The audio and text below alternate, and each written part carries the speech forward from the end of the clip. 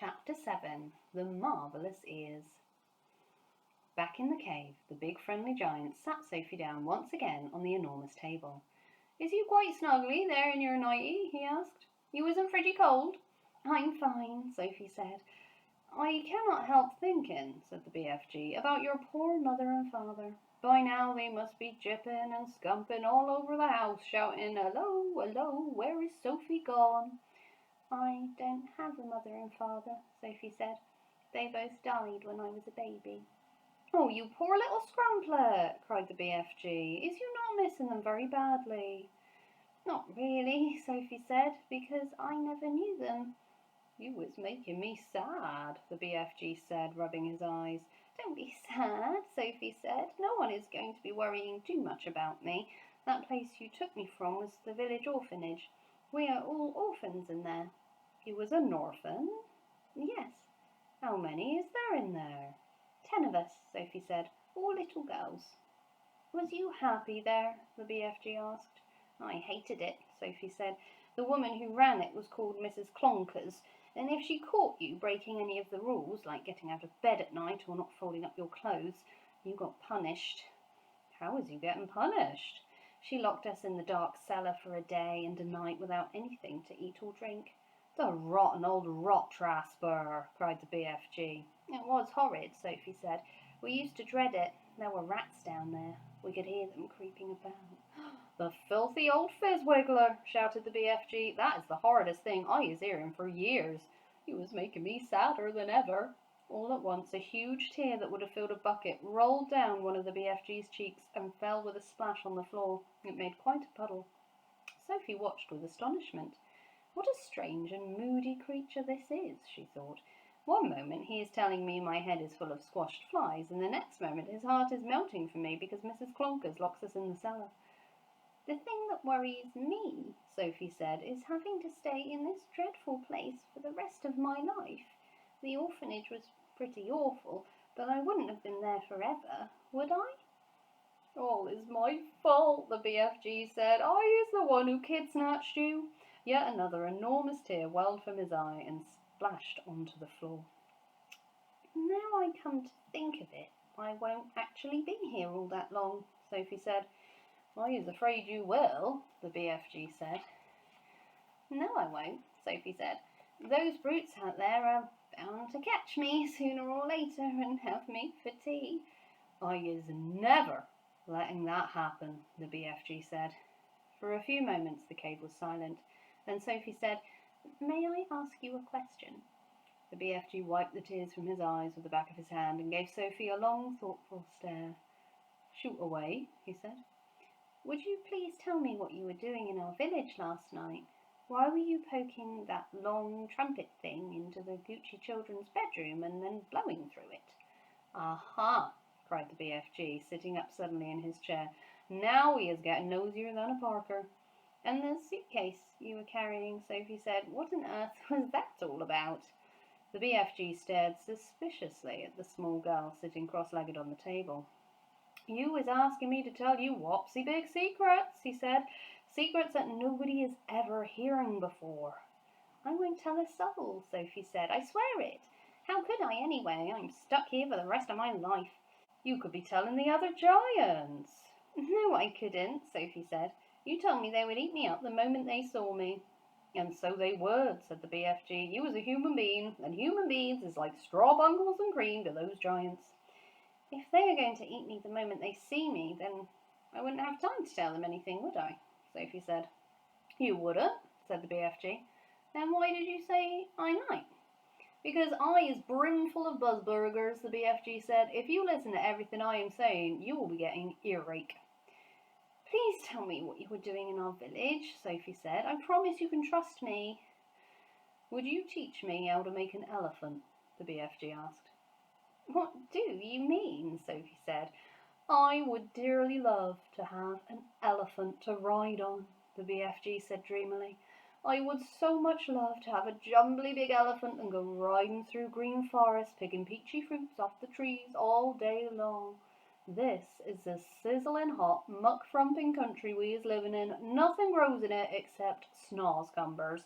I would love to go somewhere else and pick peachy fruits in the early morning from the back of an elephant." Sophie was quite moved by this curious statement. "Perhaps one day we will get you an elephant," she said, "and peachy fruits as well. Now tell me what you were doing in our village." "If you is really wanting to know what I am doing in your village," the BFG said, "I is blowing a dream into the bedroom of those children." "Blowing a dream?" Sophie said. "What do you mean?" "I is a dream-blowing giant," the BFG said, "when all the other giants is galloping off every what way in which to swallow up human beings, I is scuttling away to other places to blow dreams into the bedrooms of sleeping children. Nice dreams, lovely golden dreams, dreams that has given the dreamers a happy time." "Now hang on a minute," Sophie said. "Where do you get these dreams?" "I collect them," the BFG said, waving an arm towards all the rows and rows of bottles on the shelves. "I has billions of them." "You can't collect a dream," Sophie said. "A dream isn't something you can catch hold of." "You is never going to understand about it," the BFG said. "That is why I is not wishing to tell you." "Oh, please tell me," Sophie said. "I will understand. Go on, tell me how you collect dreams. Tell me everything." The BFG settled himself comfortably in his chair and crossed his legs. "Dreams," he said, "is very mysterious things. They is floating around in the air like wispy, misty bubbles, and all the time they is searching for sleeping people."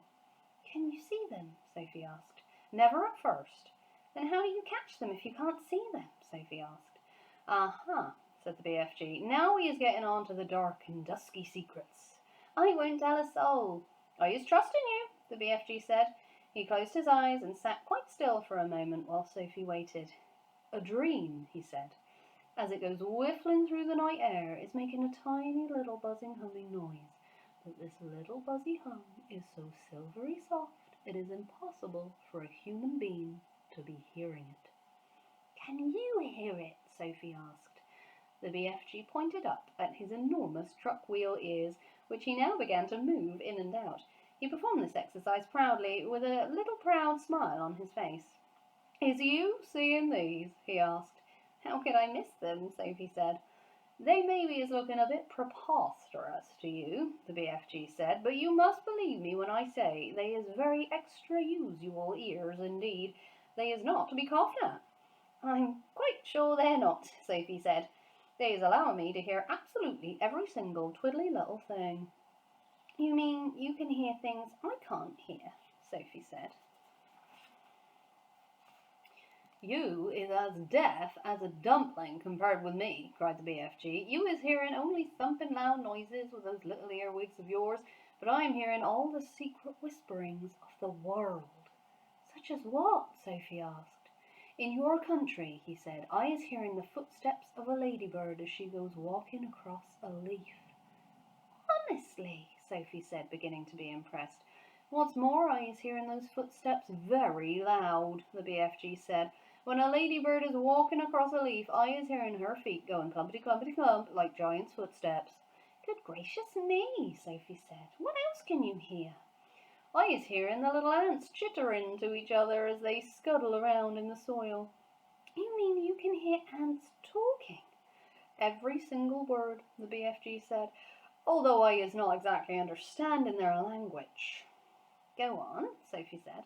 "Sometimes, on a very clear night," the BFG said, "and if I is swiggling my ears in the right direction," and here he swivelled his great ears upwards so that they were facing the ceiling, "if I is swiggling them like this, and the night is very clear, I is sometimes hearing faraway music coming from the stars in the sky." A queer little shiver passed through Sophie's body. She sat very quiet, waiting for more. "My ears is what told me you was watching me out of your window last night," the BFG said. "But I didn't make a sound," Sophie said. "I was hearing your heart beating across the road," the BFG said, "loud as a drum." "Go on," Sophie said, "please." "I can hear plants and trees." "Do they talk?" Sophie asked. "They is not exactly talking," the BFG said, "but they is making noises. For instance, if I come along and I is picking a lovely flower, if I is twisting the stem of the flower till it breaks, Then the plant is screaming. I can hear it screaming and screaming very clear. You don't mean it, Sophie cried. How awful! It is screaming just like you would be screaming if someone was twisting your arm right off. Is that really true? Sophie asked. You think I is Swiss figgling you? It is rather hard to believe. Then I is stopping right here, said the BFG sharply. I is not wishing to be called a fibster. Oh, no, I'm not calling you anything, Sophie cried. I believe you, I do, really. Please, go on. The BFG gave her a long, hard stare. Sophie looked right back at him, her face open to his. I believe you, she said softly. She had offended him. She could see that. I wouldn't ever be fibbling to you, he said. I know you wouldn't, Sophie said, but you must understand that it isn't easy to believe such amazing things straight away. I understand that, the BFG said. So do please forgive me and go on, she said. He waited a while longer and then he said, It is the same with trees as it is with flowers. If I is chopping an axe into the trunk of a big tree, I is hearing a terrible sound coming from the inside, the heart of the tree. What sort of sound? Sophie asked. A soft moaning sound, the BFG said. It is like the sound an old man is making when he is dying slowly. He paused. The cave was very silent. Trees is living and growing just like you and me, he said. They is alive, so is plants. He was sitting very straight in his chair now, his hands clasped tightly together in front of him. His face was bright, his eyes round and bright as two stars. Such wonderful and terrible sounds I is hearing, he said. Some of them you would never wish to be hearing yourself, but some is like glorious music. He seemed almost to be transfigured by the excitement of his thoughts. His face was beautiful in its blaze of emotions. Tell me some more about them, Sophie said quietly. You ought to be hearing the little miceies talking, he said. The little miceies is always talking to each other, and I is hearing them as loud as my own voice. What do they say? Sophie asked. Only the miceies know that, he said. Spiders is also talking a great deal. You might not be thinking it, but spiders is the most tremendous natterboxes. When they is spinning their webs, they is singing all the time. They is singing sweeter than a nightingale. Who else do you hear? Sophie asked.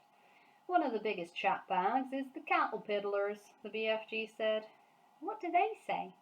They is arguing all the time about who's going to be the prettiest buttery fly. That's all they is ever talking about. Is there a dream floating around in here now? Sophie asked. The BFG moved his great ears this way and that, listening intently. He shook his head. There is no dream in here, he said, except in the bottles. I has a special place to go for catching dreams. They is not often come into giant country. How do you catch them? The same way you was catching buttery flies, the BFG answered, with a net. He stood up and crossed over to a corner of the cave where a pole was leaning against a wall. The pole was about 30 feet long, and there was a net on the end of it. Here is the dream catcher, he said, grasping the pole in one hand. Every morning I is going out and snitching new dreams to put in my bottles. Suddenly he seemed to lose interest in the conversation. I is getting hungry, he said. It is time for eats.